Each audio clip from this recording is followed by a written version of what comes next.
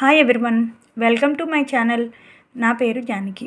ఈరోజు మనం ఈ వీడియోలో వెరీ డిఫికల్ట్ సిచ్యువేషన్ లేదా క్రిటికల్ టైంలో మనం డెసిషన్ అనేది ఎలా తీసుకోవాలో లార్డ్ గణేష ఏం చెప్తున్నారో చూద్దామండి. ఎప్పుడైనా ఇది ఒక జనరల్ అండ్ కలెక్టివ్ రీడింగ్ కనుక నేను అన్ని విధాలుగా మీకు చెప్తానండి.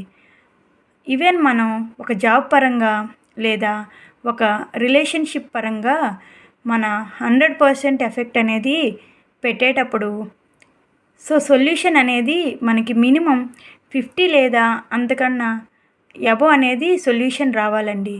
అలా కాకుండా మీరు 100% ఫుల్ ఫ్లెడ్జ్డ్గా ఫోకస్ చేసేటప్పుడు మనకి మినిమం 10-20% కూడా రాకపోతే అలాంటి సిచ్యువేషను కరెక్ట్ కాదని మనం కంప్లీట్గా దాన్ని విడిచిపెట్టాలండి.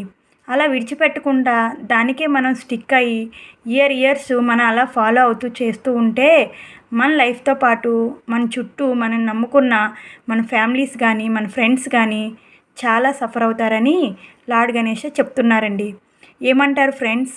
మీకు కనుక ఇలాంటి సిచ్యువేషన్ ఎదురైతే నాకు కింద కామెంట్ బాక్స్లో కామెంట్ చేయండి. If you like this video, like and subscribe to my channel. Thank you.